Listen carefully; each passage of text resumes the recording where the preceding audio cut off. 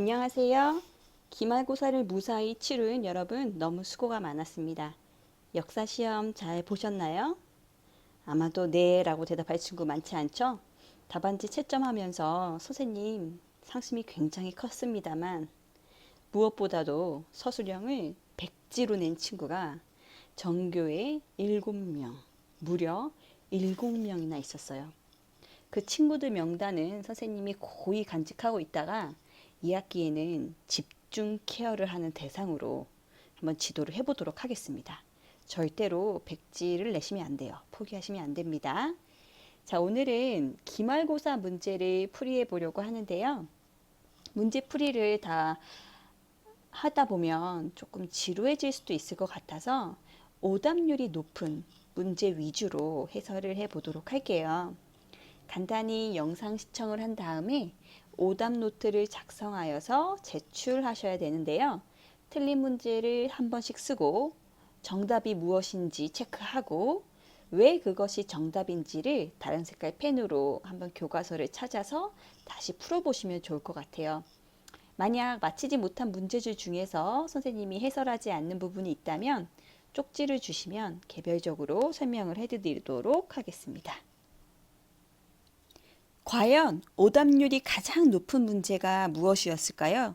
나도 틀렸는데 옆에 있는 친구도 틀린 문제. 그 어려운 문제는 과연 무엇일지 한번 상상해 보면서 총 5개의 문제를 꼽아서 한번 풀어보도록 하겠습니다. 설명은 번호 순서대로 해볼게요. 자, 오답률이 높았던 문제 중 첫 번째, 바로 9번 문제였습니다. 선생님 9번 문제의 오답률이 많은 걸 보고 조금은 실망을 했는데요. 이 문제는 어려운 문제가 사실 아니에요. 그런데 왜 틀렸을지 선생님이 조금 많이 의아했었는데요. 한번 같이 보자고요. 자, 9번의 문제에 보면 비석을 세운 왕, 보기에 비석을 세운 왕이 시행한 정책을 골라라 라는 문제였어요. 우리가 역사책에서 비석 세운 왕은 딱 2분밖에 없었어요. 둘 중에 한 명이란 말이야. 자, 한번 보기에 있는 비석을 살펴볼게요. 여기에 엄청 다 외우지는 못했더라도 엄청난 힌트. 단양 신라적성비. 자, 이거는 비석을 세운 신라왕이란 말이에요. 여러분들 이거 다 알고 계시죠? 창녕비, 황초령비, 북한산비, 마운영비. 이 4개의 비석을 우리가 진흥왕, 순수비라고 하잖아요. 진흥왕이 영토를 넓히는 과정에서 이 땅도 내 땅, 저 땅도 내 땅 하면서 땅 따먹기 하면서 여기저기에다가 세워놓은 굉장히 본인의 업적도 드넓히고 그 복속된 지역의 사람들도 위로하는 그런 내용을 담은 비석들. 자, 이 문제는 진흥왕이 시행한 정책으로 옳은 것은 이것을 찾는 문제입니다. 자, 한번 5개의 보기를 같이 살펴볼게요. 첫 번째는 국학을 설립한 왕. 두 번째는 대가야를 정복한 왕. 세 번째는 병부를 설치한 왕. 네 번째, 국호를 신라로 확정한 왕. 5번째, 목지국을 병합한 왕. 아마 시험을 보다 보면 헷갈릴 거예요. 그래서 선생님이 왕의 업적은 확실하게 자다가 일어나도 여러분들이 바로 이야기할 수 있을 정도로 확실하게 학습을 하셨어야 한다고 이야기를 했었죠. 자, 먼저 국학은 통일신라의 교육기관입니다. 그리고 국학을 세운 왕은 바로 신문왕이죠.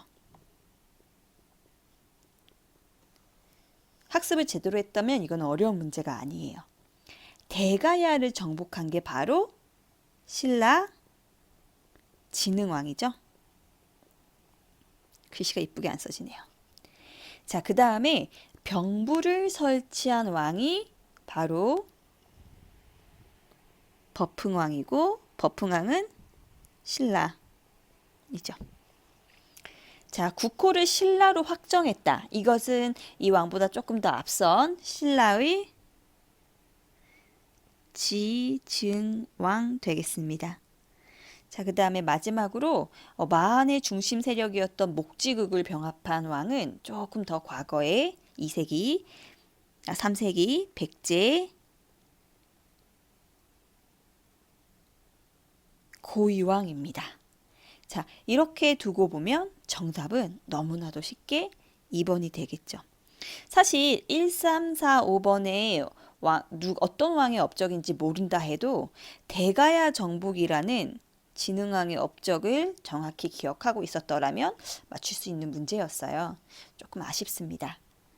자, 그 다음에 오답률이 높은 두 번째 문제는 몇 번이었냐? 바로 옆에 있는 13번 문제였습니다. 13번 문제는 사실 어려울 수 있는 스타일의 문제이기는 해요. 13번의 문제는 여러분들뿐만이 아니라 많은 선배들도 참 어려워하는 유형의 문제예요. 근데 선생님이 보기에는 어려워 보이지만 이 문제가 굉장히 쉬운 문제라 생각을 했거든요. 잘 정확하게 알고만 있어도 어렵지 않게 정답을 골라낼 수가 있었어요. 한번 같이 보도록 할게요. 이런 문제는 그러면 이 사건의 연도를 다 외워야만 하는가 이렇게 생각할 수도 있는데 물론 연도를 알고 있으면 문제를 더 정확히 풀 수 있어서 좋지만 다 그러기는 쉽지 않잖아요.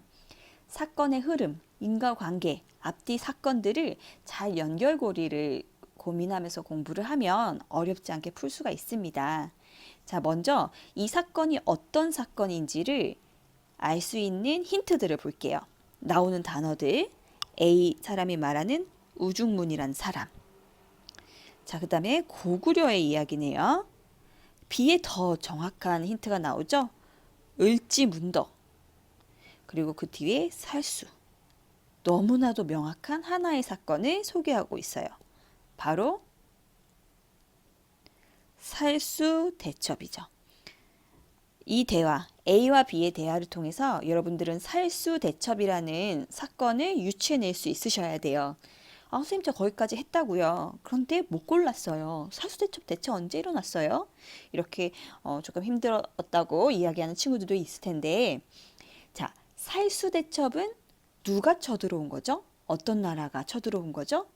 예, 바로 수나라의 문제와 양제가 쳐들어왔던 전쟁입니다. 수나라예요. 이게 정말 강력한 힌트가 되는 건데요.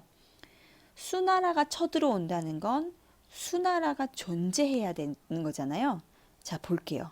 여기에 수가 중국을 통일했대요. 그러면 가에는 수가 없습니다. 그죠? 여기선 수가 있어요. 수나라가 있다가 618년에 보면 당이 건국을 한대요. 그러면 그 뒤로는 수가 또 없는 거죠. 사실 이렇게 쉽게 문제를 풀 수도 있어요.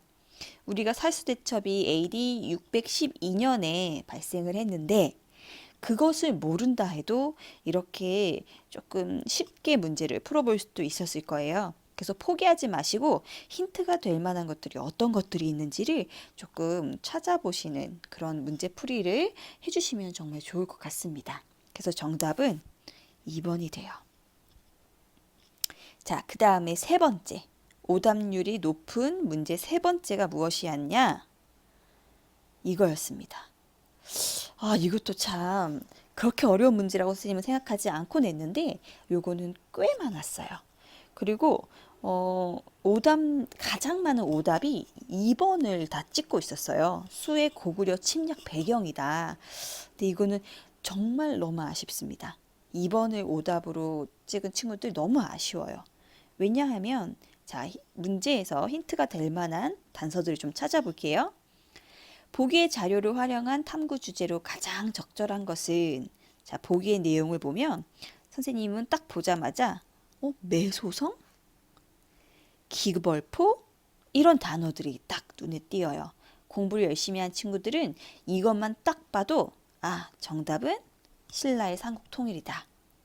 신라의 삼국통일 과정에서 있었던 전쟁들이거든요. 싸움들입니다. 전투예요. 근데 이것이 아니더라도 여러분들이 정확하게 이 전투의 명칭을 암기하지 못한 친구들이더라도 여기에 보면 당, 여기에도 당. 자, 수나라는 아까 당나라보다 앞선 나라였단 말이에요. 그러니까 사실 수의 고구려 침략 배경은 절대로 선택할 수 없는 선지였을 것 같아요. 당나라를 몰아냈다. 당나라를 물리쳤다. 두 복이 다 당나라를 이겼다라는 내용이란 말이에요. 우리나라 역사상 당나라를 몰아내면서 나당 연합을 맺고 있었던 신라가 당나라의 야욕을 보이자 그 당나라를 물리치면서 그 다음에 이뤄냈던 것이 바로 삼국의 통일이었단 말이죠. 그래서 매소성, 기벌포라는 그 지역명을 정확하게 암기하지 못했더라도 이 보기는 신라의 삼국 통일 과정 중에서 일어난 사건인 걸 유추하실 수 있으십니다. 자, 이렇게 한번 문제를 풀어보면 좋겠어요. 자, 그 다음 문제는 드디어 여러분들이 이 많은 문제들 중에서 가장 많이 틀린, 선생님이 너무 슬픈 그 내용입니다. 자, 몇 번이냐면 두구두구두구두 바로 20번 문제였습니다. 아, 나도 그거 틀렸는데 라고 말한 친구들 많으시죠? 무려 어느 반에서는 2명 빼고 다 틀린 반도 있었어요. 선생님이 너무 통감을 했습니다. 문제를 잘못 내었다. 하지만 한편으로는 이 문제를 내면서 끝까지 선생님이 이 문제에 대한 힌트를 드리지 않았거든요. 이거는 영상을 그동안 잘 봤던 친구를 구별해내기 위함이에요. 물론 찍어서 맞은 친구도 있겠지만 평소에 수업 시간에 선생님이 올려줬던 모든 영상들을 눈여겨봤던 친구들이 맞출 수 있었던 문제입니다. 자, 이것은 어떤 영상에서 주로 다루었었냐면 바로 해신 장보고와 관련된 애니메이션에서 10분 남짓의 애니메이션을 선생님이 공유해 드렸었거든요. 그 영상에서 지도에서 굉장히 많이 언급이 되면서 설명이 됐었던 내용들이에요. 자, 한번 같이 보도록 할게요. 먼저 보기와 가장 관련 있는 지역을 지도에서 고르면, 여러분 혹시 가장 높은 오답 번호가 몇 번이었을지 예상이 되세요? 되게 직관적이었습니다. 신라, 그래서 신라. 이렇게 푼 친구가 굉장히 많았어요. 근데 아닙니다. 자, 신라방은 당나라에 신라인들이 모여 살던 곳이에요. 신라인들이 모여 살던 곳. 그런데 위치가 당나라. 자, 그 다음에 신라소는 일종의 자치기관인데 신라인들이 당나라에 설치한 행정기관입니다.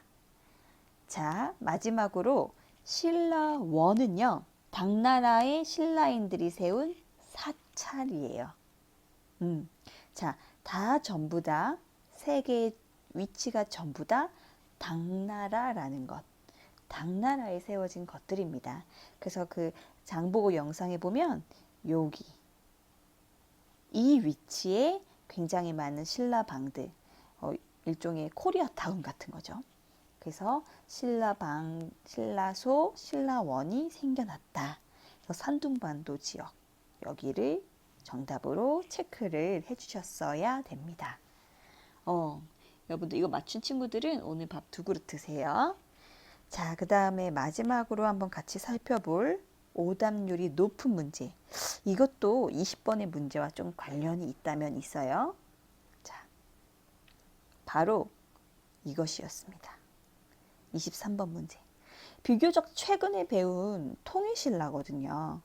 통일신라에 관련된 문제인데 조금 아쉬웠어요. 이것도 어렵지 않은 문제인데 아마 학습이 조금 정확하지 않게 되었던 것이 아닐까 싶은데요. 자, 이 문제는 옳지 않은 것입니다. 통일신라에서 옳지 않은 걸 찾는 거예요. 나머지 4개는 다 맞아. 그런데 하나만 틀려. 이제 이걸 골라내는 거거든요. 자, 첫 번째 볼게요. 울산항은 국제무역항으로 번성하였다. 예, 맞습니다. 통일신라에 울산항에 굉장히 많은 상인들이 오가면서 국제무역항으로 발돋움했었어요. 자, 2번을 볼게요. 신라인의 집단 거주지인 신라원이 생겨났다. 앞서 봤던 20번 문제에서 신라원은 사찰이라고 했습니다. 집단 거주지는 신라원이 아니라 신라방이에요. 조금 선생님 유치한 문제를 냈나요? 하지만 이거 굉장히 중요합니다. 그래서 정답은 2번이 되고요. 나머지도 한번 읽어볼게요. 당과 일본 사이에서 중개무역으로 이득을 얻었고요. 신라의 불교 문화가 일본에 전해져서 큰 영향을 끼치기도 했습니다. 마지막으로 장보고는 완도에 청해진을 설치하여 해적을 소탕하였다. 네, 이래서 어렵지 않은 문제였으나 생각보다 오답률이 높았던 5개의 문제를 같이 봤습니다. 전체 다 같이 보면 너무 좋은데 아마 많이 지루해 하실 거예요. 그래서 이미 지난 문제이기 때문에 굳이 이렇게까지 풀어야 되나, 이렇게까지 오답 해설을 해야 하나, 이렇게 생각하는 친구들이 있을 수 있는데요. 절대 그렇지 않아요. 물론 내용적인 부분은 다시는 언급되진 않겠지만 문제의 패턴이라던가 선생님이 오답, 매력적인 오답을 만들어내는 느낌이라던가 이런 것들은 시험 문제를 여러 번 풀어볼수록 느껴집니다. 그래서 한번 오늘 남은 시간 동안에 여러분들이 시험지에서 틀렸던 문제를 그대로 적고 그 문제를 지금 선생님이 이렇게 표시한 것처럼 한번 다시 풀어보는 걸 노트에 해주시고 사진을 찍어서 구글 클래스룸에 업로드해 주시면 되겠습니다. 오늘 간단 영상은 여기까지 찍도록 하겠습니다. 학습하신 여러분 수고하셨습니다.